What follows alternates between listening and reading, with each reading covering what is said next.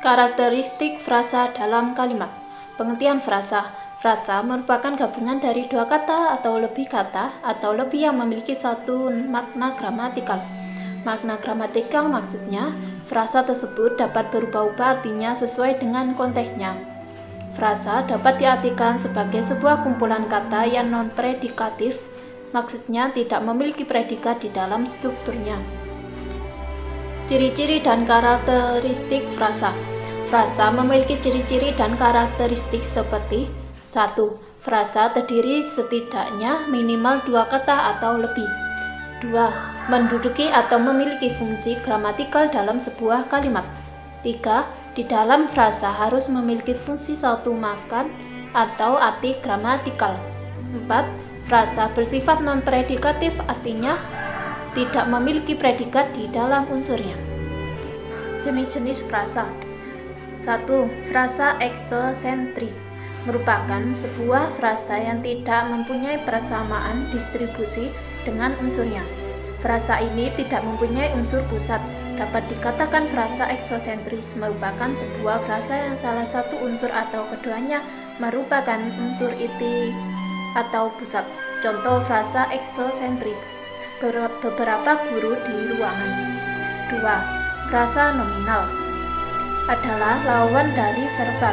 Jadi, jika verbal adalah kalimat yang berpredikat kata kerja, maka kalimat nominal berpredikat kata benda atau kata sifat. Contoh frasa nominal, buku tulis. Jenis frasa yang ketiga adalah frasa verbal. Frasa verbal merupakan sebuah frasa yang memiliki inti kata kerja dalam unsur pembentukannya, serta dapat berfungsi sebagai pengganti kedudukan kata kerja dalam kalimat. Contohnya adalah sedang duduk. Sedangkan yang keempat adalah frasa ambigu. Frasa ambigu adalah sebuah frasa yang memiliki makna ganda dalam pemakaian kalimat. Contoh, meja hijau. Karakteristik klausa dalam kalimat. Pengertian klausa. Klausa adalah penggabungan kata yang terdiri atas subjek dan predikat. Klausa biasanya dilengkapi dengan menggunakan objek, pelengkap, dan bukti keterangan. Sehingga ditarik kesimpulannya bahwa klausa lebih lengkap dibandingkan dengan frasa. Akan tetapi, klausa belum menjadi sebuah kalimat karena tidak mempunyai intonasi akhir. Sedangkan ciri-ciri klausa sendiri ada 3. Yang pertama adalah memiliki satu jenis predikat. Yang kedua, tidak memiliki intonasi akhir. Jika ditambah dengan intonasi akhir, maka akan menjadi sebuah kalimat. Yang ketiga adalah klausa termasuk dalam bagian dari kalimat plural. Jenis klausa. 1. Klausa menurut strukturnya. Menurut strukturnya, klausa dapat dibagi menjadi klausa terikat dan juga klausa bebas. Kategori ini berhubungan dengan kemungkinan klausa untuk sebagai sebuah kalimat. Klausa bebas. Klausa bebas adalah klausa yang mempunyai potensi sebagai sebuah kalimat karena memiliki subjek dan predikat. Jenis klausa ini dikenal juga sebagai induk kalimat atau klausa utama. Ciri khusus pada klausa bebas adalah tanpa pemakaian konjungsi. Contoh, Agus sangat tampan. Klausa terikat. Klausa terikat tidak memiliki susunan yang lengkap seperti pada klausa bebas, sehingga klausa pada jenis ini tidak mempunyai potensi menjadi sebuah kalimat. Jenis klausa ini dikenal juga sebagai anak kalimat atau klausa bawahan. Klausa ini berbeda dengan klausa bebas, yaitu tidak menggunakan konjungsi. Klausa terikat dapat diidentifikasi dengan penggunaan konjungsi yang berada di depannya. Contoh, ketika kakak berjalan, merupakan klausa terikat yang ada di dalam kalimat. 2. Klausa menurut unsur sebagai predikatnya. Menurut unsur ini, klausa dapat dibedakan menjadi klausa verbal. Klausa verbal ini dibagi menjadi klausa adjektival dan klausa transitif. Klausa transitif merupakan klausa yang predikatnya sebagai kata kerja, transitif ataupun kata kerja yang memerlukan objek. Sementara itu, klausa adjektival merupakan klausa yang menggunakan predikat berbentuk kata kerja adjektival. Contohnya, anjing berlari. Klausa nominal. Klausa nominal merupakan klausa di mana predikatnya termasuk kata benda ataupun frasa nominal. Contoh, kakaknya seorang pilot. Klausa adjektival. Subjek dan predikat adalah unsur wajib di dalam klausa. Dalam kasus ini, predikatnya sebagai kata keadaan. Penyusunan klausa adjektival terdiri dari subjek dengan kategori nomina dan juga predikat. Contoh, baju itu sangat mahal. Klausa preposisional. Klausa preposisional merupakan klausa yang mana predikatnya termasuk dalam frasa preposisional. Predikatnya berkategori menjadi kata depan.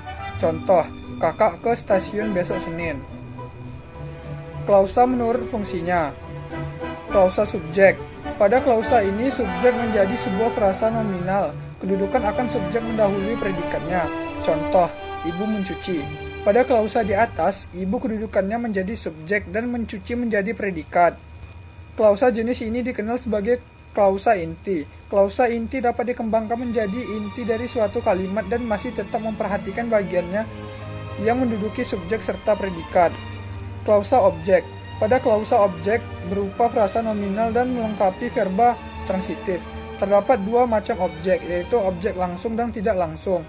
Objek langsung merupakan objek yang diketahui perbuatannya dengan langsung pada predikat verbal. Sementara itu, objek tidak langsung merupakan objek sebagai penerima perbuatan di dalam predikat verbal. Contoh, ibu sedang mencuci piring.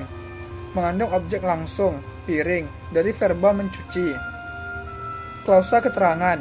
Keterangan fungsinya adalah untuk memperluas serta membatasi makna subjek ataupun predikat. Terdapat sejumlah jenis keterangan, seperti keterangan sebab, keterangan cara, keterangan alat, keterangan tempat, keterangan waktu, serta keterangan subjek dan yang lain-lain.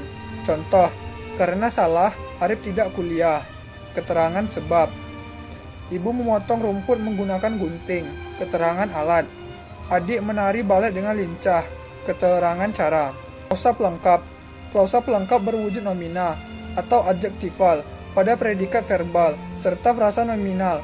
Biasanya pelengkap ini sering disalahartikan dengan menjadi objek. Contoh, Dewi menjadi seorang jurnalis. Kalimat dan jenis kalimat. Kalimat. Kalimat merupakan satuan bahasa bersifat kata atau deretan kata yang dapat berdiri sendiri dan menerangkan arti yang lengkap. Kalimat ialah satuan bahasa terkecil yang mengungkapkan ide yang utuh, baik dengan cara lisan maupun tulisan. Dalam wujud lisan, kalimat diucapkan dengan suara naik turun dan keras lembut, di sela jeda dan diakhiri dengan intonasi akhir. Sedangkan dalam wujud tulisan, berhuruf Latin, kalimat dimulai dengan huruf kapital dan diakhiri dengan tanda titik, tanda tanya, dan tanda seru. Unsur-unsur kalimat terdiri dari subjek, predikat, objek, dan keterangan. Subjek. Subjek atau pokok kalimat merupakan elemen pokok kalimat. Subjek menentukan kejelasan arti kalimat. Penempatan subjek yang tidak tepat dapat mengkaburkan arti kalimat. Kehadiran subjek dalam kalimat berfungsi: 1. Membentuk kalimat awal, kalimat luas, kalimat tunggal, kalimat majemuk. 2. Memperjelas arti. 3. Menjadi ide utama. 4. Menegaskan makna. 5. Menjelaskan pikiran ungkapan dan membentuk kesatuan ide.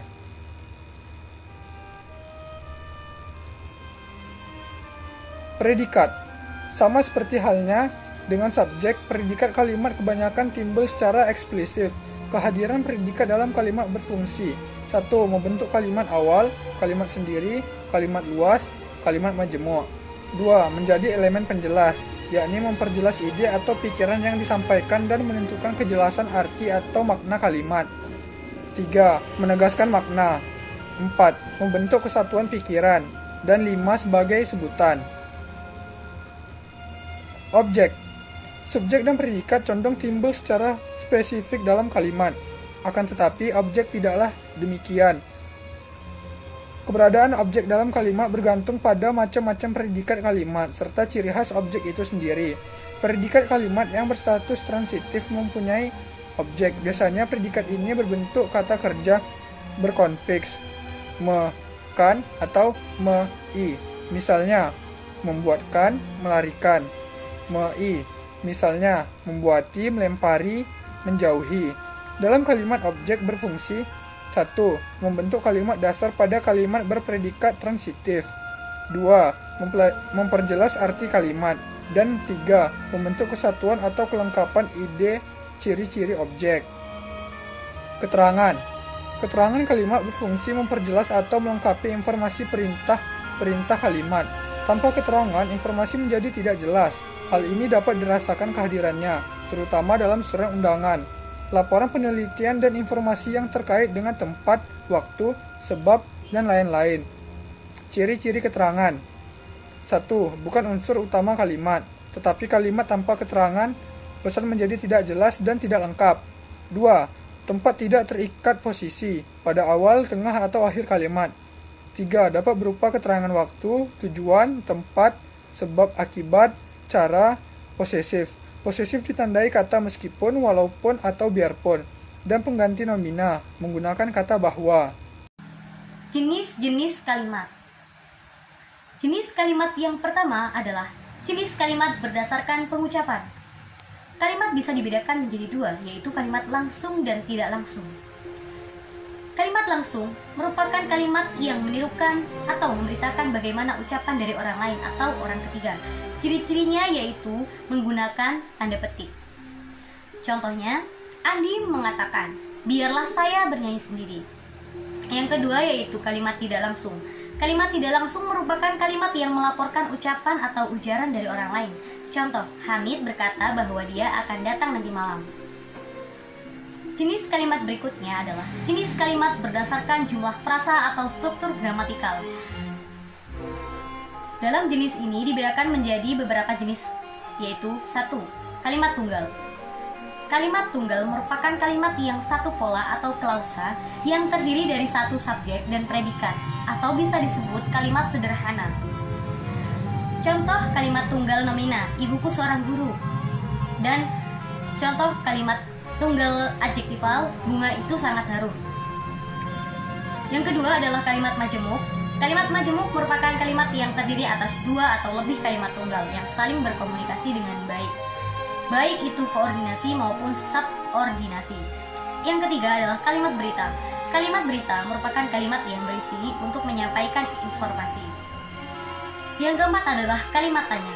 Kalimat tanya merupakan kalimat yang berfungsi untuk memperoleh suatu informasi atau jawaban. Yang kelima adalah kalimat seruan. Kalimat seruan merupakan kalimat yang digunakan untuk mengungkapkan perasaan yang kuat atau mendadak, seperti kagum, bahagia, maupun sedih.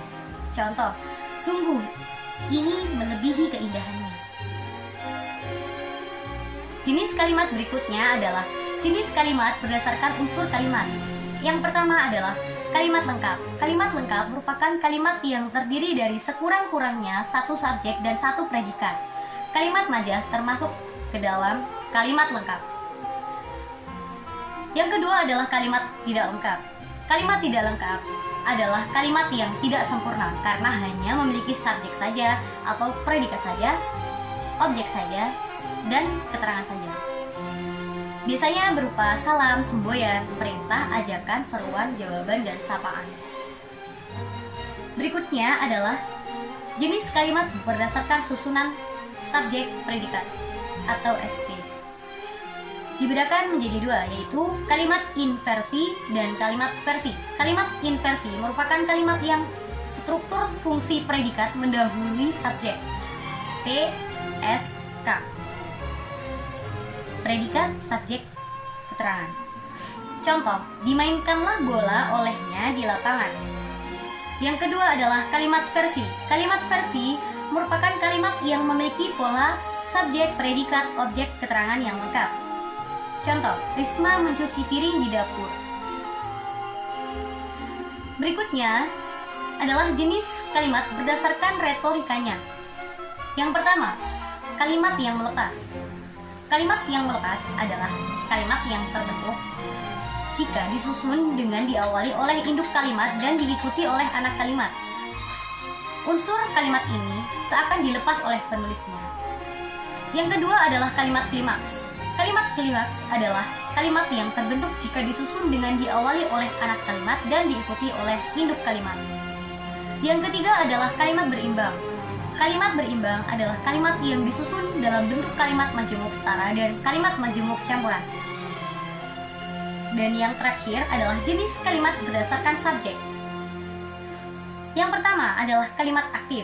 Kalimat aktif merupakan kalimat yang subjeknya melakukan sesuatu pekerjaan atau biasanya memiliki predikat kata kerja yang berawalan me dan ber.